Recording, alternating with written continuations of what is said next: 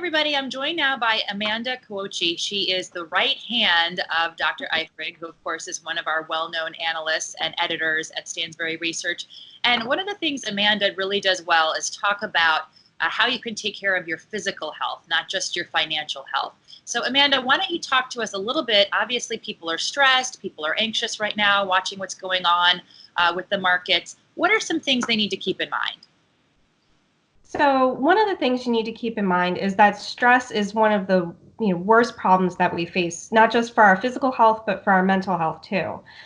Stress can do everything from raising your risk of heart attack. It can also suppress your immune system to make you more susceptible to illness.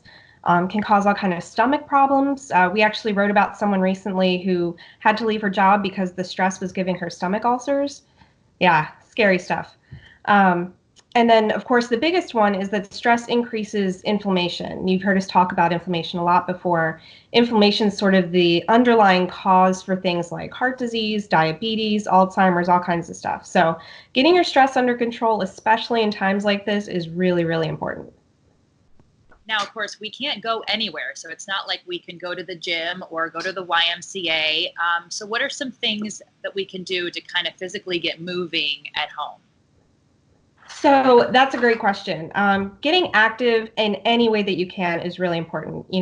Doc always says, if you're moving, you're alive. So if you can, try to take a walk. If you go alone or maybe with a family member, try not to go to any really crowded areas, but you can still go for a walk like around your neighborhood or to a local park. Another really good activity, is the weather's getting nicer, is to try going and sitting in your garden or do some gardening. Gardening is actually a great exercise too, because it gets a lot of your muscles working, and it's definitely hard work. So, and that's a really important point, is because you do want to try to still get some sunshine. Remember, vitamin D is really good for not just our immune system, but also for happiness. I mean, it really helps with the neurotransmitters that keep our stress low and keep us kind of calm and steady.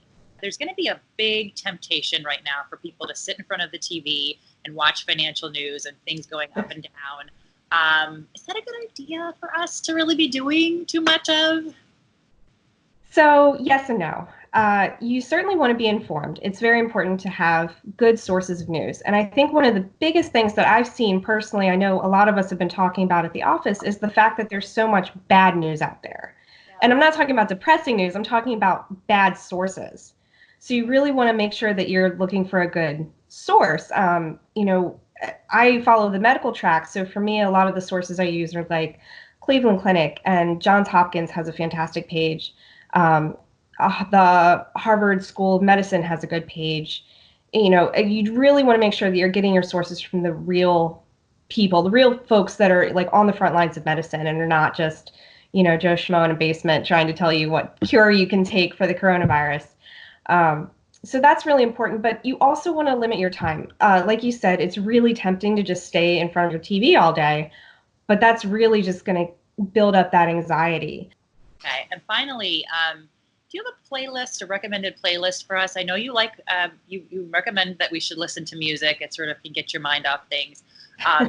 Kind of whether we need like a certain beat or a certain tempo. Is there something that you would recommend? Not maybe an artist, but I don't know if you can the person as a musician for stress relief, but if you can give us an idea of what we're looking for if we want to get some music going. Sure. Wow, there's so much out there. What we really tell people is that you want to listen to the music that you love, something that speaks to you, something that you enjoy. And that's really important, because the more it calms you, the more it'll calm other people around you, because you're calm, so they're calm. Honestly, I can tell you that Dr. Eifrig likes classical music, but he also really enjoys top 40 hits. He's kind of all over the place with that. Sometimes he listens to Gregorian chants. So that could be something useful, especially if you want to try to get into a Zen state to meditate. Exactly. I'm not sure if he's meditating in his office when he does that, but as you can see, it's a wide range of music. Okay, thank you so much, Amanda. We appreciate your time and look forward to point us in the right direction for any other places we should go for more health tips, but we appreciate your time. Thanks for joining us. Thank you.